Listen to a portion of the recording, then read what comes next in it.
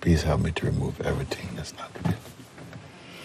And I say, actually, there's only one thing to remove that's not real. And everything else that appears unreal comes from that one thing. And it's the identifying of the self with a limited sense of personhood. The sense, I am this person. If you see the unreality of that, all the other unrealities which are produced inside that and connected to that, all that will not bother you. Just one thing. Only one thing to see through and to remove its influence. And that is the identity. I am this person. This is a personal life. And the proof that that one is seen. And if this one is also seen, like this same one's world, and attention and intention and memory and identity is all seen along with the one we take to be ourselves is seen, then they all share the same unreality, that they are just produced, the product of thinking, the thinking mind.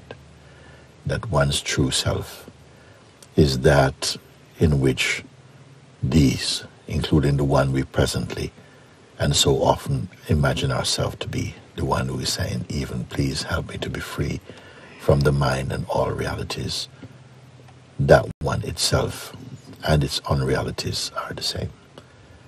That which sees it, that which sees and sees this to be true, that is the place of truth. And there's nothing to remove there.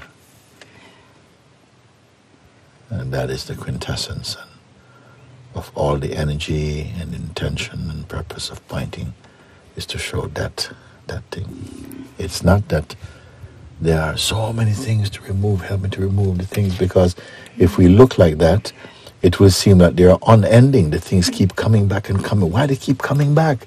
I try so hard, I keep coming back. And I say they keep coming back. At one time, the one you are regarding as yourself, it was important for that identity to grow towards less identity and to grow towards loving God and appreciating the opportunity that life brings to discover God. But at a certain point you even outgrow this one also. The one who is growing is also itself outgrown.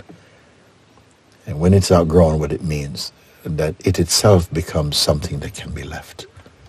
It becomes old and forgotten. And what remains here is that which never grows old, which is timeless. And this is the single thing. If I had to put my teachings in a nutshell, what I'm pointing to in a simple nutshell, it is just what I'm sharing now. It's just what I'm sharing now. You are already the best thing in the world. And the best thing beyond the world. You're already this. We are already that. In the essence of ourselves. And I don't put the essence as being somewhere deep or far away, and we almost have to try hard to get there. This we who are trying to get there is itself dreamed inside the one who is not dreaming. We just, that pointing has to be recognized experientially and verified in the heart that after all, that is so, it is true. And thereafter all the illusions find their proper position. You are that self. It is not even a belief. It is the fact of your experience. But it can take a human being a very, very, very long time. A human being the self in this theatrical performance, the world being the stage, and the consciousness taking on the persona of the body and the personal identity, and playing the drama called, help me to overcome the world, which has become troublesome for me. So that's towards the end of the play is that one is waking up to the fact that, yes, I've been dreaming all these things that I thought were real, and all my suffering was also inside my dream. And now I'm coming to see, my gosh. So what is going to change then? Simply what I thought was terrifying and horrible, I just dreamed it. And there must be a difference between dream and actuality. Does dream mean that we don't feel it? Yes, you feel it. We suffer it, but through the mind and just like we can imagine something and become frightened and terrified and so on. Yet the thing is not real. In the same way, our identity as a person is made up and it's not real. And how to get beyond that, if that is so, then we must sit and look again through the lens of the pointing that's showing you all these things you can see. Everything that you can see only appeared in front of you, and they disappear in front of you.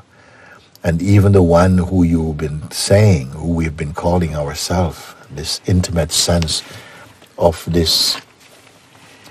personhood with its nerve center in this feeling, I am this person, I am this body. And that also is an experience. It is experiencing its own projections, but it itself is experienced and seen in the great space. This is the truth.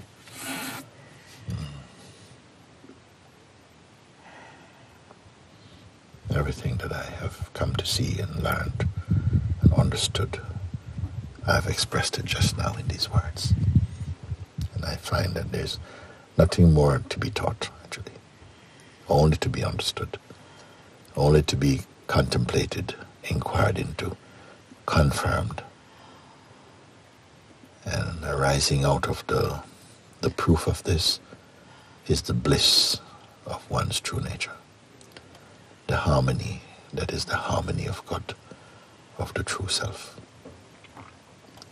Amen.